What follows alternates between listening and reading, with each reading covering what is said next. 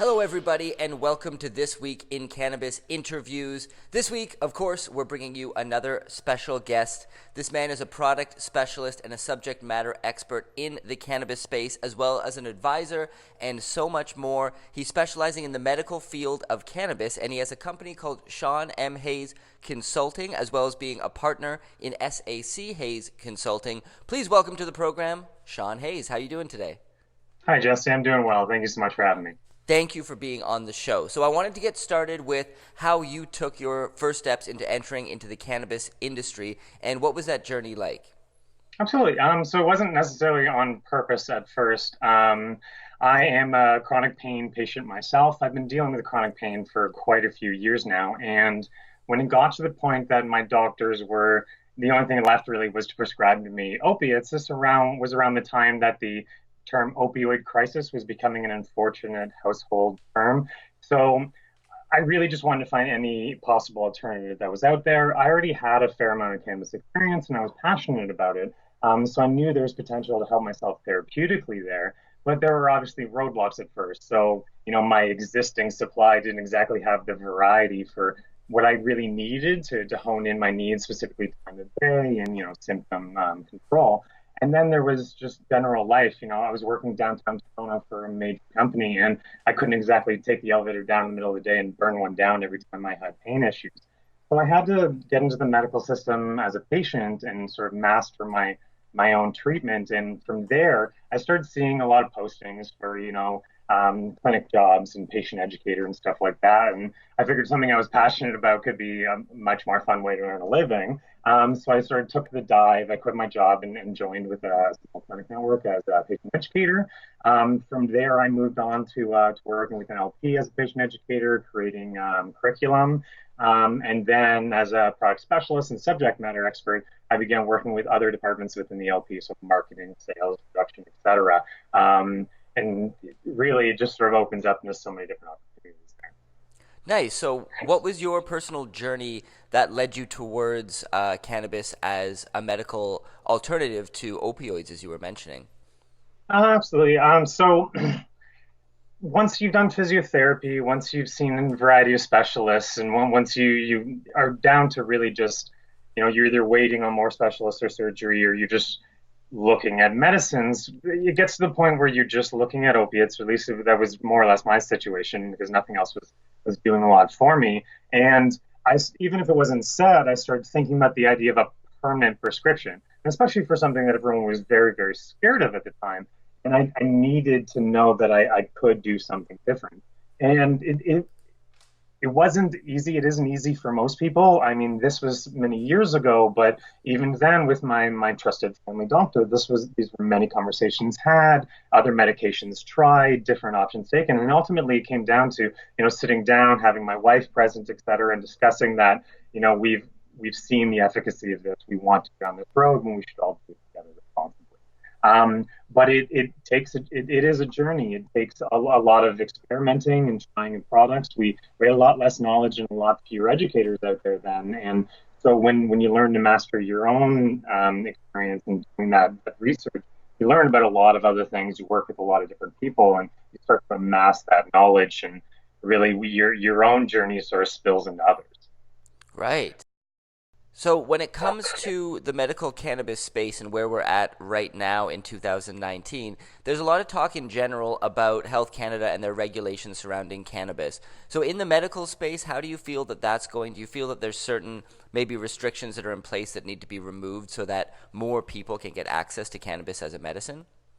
There are a lot of barriers. There's a lot of things that have to change, but I always try to caution, even if I'm personally frustrated at times, I always try to caution at this point because the end of prohibition never was going to be simple, and certainly wasn't the last time it happened. There's going to be pitfalls, there's going to be mistakes made, and there's going to be barriers and slowdowns. So we do need to be patient. But that being said, I'd like to see a lot of things ramped up. I'd like to maybe see a funding or staffing increase at Health Canada, just so we can see more processing of documentations and licensing to sort of get the ball rolling, if you will. And maybe that involves more training or who knows what, but whatever it takes, let's try it. And then as far as regulation and stuff, it goes beyond Health Canada. There are federal and provincial and municipal implications. But some of the low-hanging fruit of things that we'd love to see change immediately would be taxation on medicine. Cannabis is one of the few medicines taxed simply by how it's classified, and also because of a bit of a lack in research. That comes to our next issue. In this backlog of processing licenses, we're also seeing, limitations to who's getting research licenses and for what. And that really is holding back this floodgate of research that we need in order to, get all of that data that we will use to make all the arguments for, the removal of taxation and a number of other things. Right now, the argument for taxation would be that, individuals who would just use cannabis recreationally would seek it from a prescriber if they had the option if there was no taxes there. And I feel like that's insulting to patients and to prescribers to assume that prescribers wouldn't identify an individual like that, and that this doesn't apply to other areas. Individuals who use any number of other recreational substances could be classified as drug seekers. We already press physicians to identify these people. So I think the argument is not necessarily fair and holds back patients. Beyond that, we've got a number of other things we'd like to see more universal acceptance. Home grow is something that we'd like to see, truly accepted federally, but we'd also like to see a lot more guidance for patients because, we don't mix medicines at home and press our own pill. And, I don't make my own Tylenol. And there's good reasons for that. And maybe there are people who are qualified for it, but the average person isn't. So there are a number of things that have to change societally beyond the average person in order to come along with these changes in regulation. Packaging absolutely needs to change. I mean, I don't just focus on medical, but also on the recreational side as well. And packaging is a nightmare in both spheres, and a lot of it has to do with regulation. And it was with good intentions at first. I mean, you need more space in order to fit more warnings on and what have you. But we're creating a mountain of, in a lot of cases, non-recyclable waste. It's a bit of a problem. And then retail needs to be rolled out far more substantially. We don't really have true retail for medical yet at this point. We don't have proper brick and mortar pharmacy engagement because that's not necessarily in the system, and that would open up a lot of avenues for. I've dealt with a lot of patients who, if they had to deal with documentation over a distance, they'd be going to the local library to get their internet access to us. So to assume that they're going to make weekly or monthly orders via the internet or the phone or et cetera when people are more remote or maybe just less tech savvy or even have different preferences, these are all different barriers that'll hold people back. And on the retail side, I mean, we've developed a lot of, quote, dry counties in areas that won't allow retail. And this creates all sorts of other enforcement issues and safety issues when people have to travel great distances to get cannabis or when maybe the convenient option isn't the legal option. So a lot of these things sort of tie together and they will evolve naturally. And some of them maybe we need to, kickstart the movement on a bit. Now, I wanted to touch as well on the different medical uses of cannabis. So from your experience, both personally and what you've seen in terms of patients or people that you've worked with who are using cannabis as a medicine, what are the conditions that you think it's most useful for and that you've seen the most dramatic change in people for the better? Okay, excellent question, and I appreciate you clarifying that it's my opinion or what I've seen through my experience. We always have to be careful with limited bodies of research, but growing that we don't get into the area of necessarily making claims or giving medical advice when we shouldn't be. But what has worked for me, what I've seen and observed in others that I've worked with, is a lot of the things that people are reaching for cannabis for are things like pain, especially when other avenues haven't worked for them, mood issues, anxiety, depression. This is a stressful world that we live in these days, and a lot more people are dealing with stress and anxiety, and a lot of them have either tried or are shying away from traditional use or pharmaceutical methods there. Sleep disturbance is definitely one that a lot of people who use cannabis recreationally are really reporting themselves as being more on the wellness side of things because they're using it for sleep or for pain or for anti-nausea is a big one. I mean, we talk a lot about pain and nausea from people under chemotherapy, but any number of different things can lead to chronic nausea, or it can be secondary to issues like chronic pain. So a lot of individuals will reach for cannabis to deal with nausea and also appetite stimulation, things like this as secondaries to other things that they're doing. And then there are things that we do have some bodies of research on, like forms of epilepsy, like the Tourette syndrome. We've seen studies come out on how cannabis, specifically CBD, can help in these areas. That's interesting. So, among those different conditions, cannabis has overall, in your opinion, shown a positive effect. And do you think that certain patients are unable to gain access? This is kind of going back to the regulatory side of things. Are there certain people who need this medicine who it's not easy for them to get? Or can people go to their doctor and ask for it? Or is it a matter of kind of searching around on the internet and maybe ordering something online or heading to a local dispensary? How are most people accessing this medicine? People are accessing in a lot of ways, and there are a lot of barriers, and it's not just regulation or the medical system. Cost is a huge one. We don't have regular coverage for cannabis right now. So an individual taking cannabis on a regular basis for their medical needs, especially if they don't have supplementary other medications to be using, then they're spending a small fortune monthly on their cannabis. And for a lot of people, they're making major life decisions here of what aren't they spending that money on? What aren't they saving for? When if they made the simple decision to switch to opiates for a pain sufferer, they wouldn't have that financial burden, but they would be weighing other risks. So that there are barriers, and I think cost is one that sits in front of a lot of individuals. The issue of approaching your medical provider, I think, is on both sides of the coin. To be fair to doctors, they've been taught their entire career that this was an evil, and we've only really just sort of turned around on that. And we can't expect them to immediately not only jump on side, but be advocates as well. We need the proper sources of education on their level for them to be fully accepting of this, and to fully engage. And then on the patient side, there's still a lot of stigma out there. So a lot of people are afraid to have this conversation. They're afraid of the reaction they may get, and it's in some ways internal, what's holding them back. And then access can be a big issue. We are seeing changes in this. There are a lot of clinics out there now that will do free telemedicine, but there are debates over, the differences between your doctor and someone who knows you and sitting in person with you, and a telemedicine option that is by its nature a little more impersonal. But I'd absolutely advocate for it if it is the only access an individual is going to have. Yeah, I mean, Right. As far as just reaching out to your something on a website, your provincial provider or what have you, there's a lot of that. A lot of people are just experimenting, but because you're not really allowed to make any kind of claims out there due to limited research, people are just doing things based on word of mouth. And a lot of the information out there is inaccurate. A lot of products are unfortunately inconsistent. So the person who's just sort of picking something off the virtual shelf and giving it a try, in best case scenario, might not find the right thing for them. Worst case scenario, might find something that gives them a body. So the next question I wanted to ask you there, Sean, is what do you see happening with both the medical and recreational side of the marijuana industry? If you were to look forward 5 years, both things that you predict might take place and what you would like to see happen for the medical side of things, particularly, but also recreational, to move forward in a way that benefits people. Yeah, I mean, it's really hard to guess because things are sort of evolving at a crazy rate right now. But because we do have some other evolved markets out there, because there is a pretty big consumer base that already sort of knows what they want prior to even the existence of this regulated market, there are some things that we can sort of guess or at least hope for that we're going to see, 5 years down the road.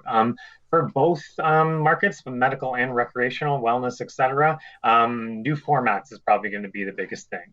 In medical, we have to move away from people using flower. If it's one thing that you're growing your own herbal medicine and that's how you medicate, that's fine. People do that.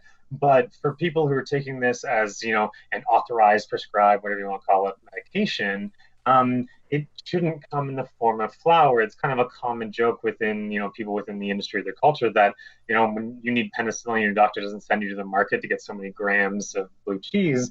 There are other smarter ways for us to do this now, and cannabis needs to move into that light. And it's not that we don't want to, it's just that it's going to take a minute. So more advanced formulations and intake methods, I think, will really change the game for both sides. We're about to see, the second wave of, or we will very soon see the second wave of cannabis regulation rolling out. But there's a lot more that's still going to be coming in behind that. There's still a lot of products that people are already accustomed to using that aren't going to be included in wave two. And we need to see wave three, four, and five, and so on down the road to further develop that. We're also going to see a lot more of the plants and the different chemicals being used. We talk a lot about THC and CBD, but we really just started talking about terpenes. We're not really talking about a lot of the other cannabinoids as well. So we're going to hear a lot more about CBG, THCV, or even THCA and CBDA. And we'll get probably, well, hopefully, a lot more research on these specific compounds and how they can be used.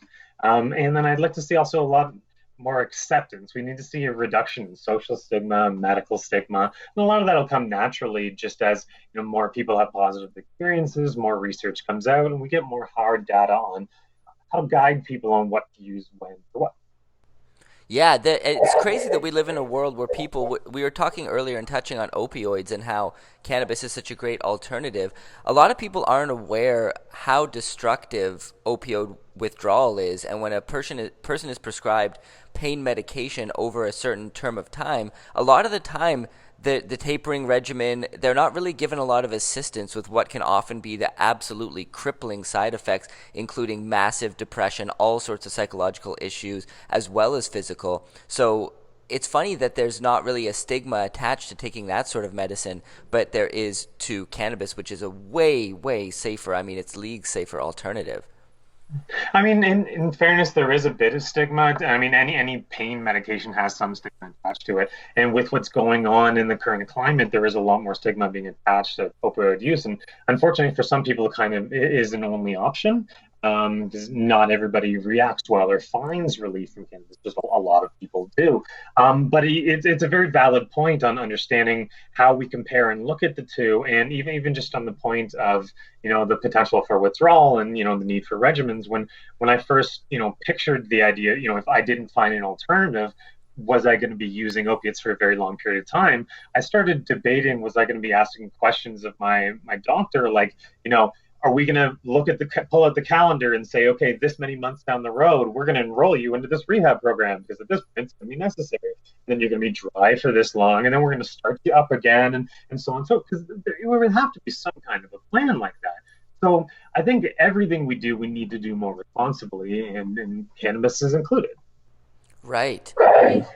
Now, the last question I wanted to ask you was regarding if there's a family member perhaps who one of their relatives is in need of cannabis as a medicine, or perhaps a close friend or people around them who, or perhaps themselves, need access to cannabis as a medicine, or it could greatly benefit them, but the stigma attached to it, perhaps you're dealing with people who are a little bit older and they come from a background where they were raised that all drugs are the same and all drugs are bad. There's many different cultures in the world where that sort of belief also exists, that sort of stereotype. So what would you recommend to somebody in terms of helping people around them kind of get educated to the point where they feel comfortable seeking out cannabis as a medicine?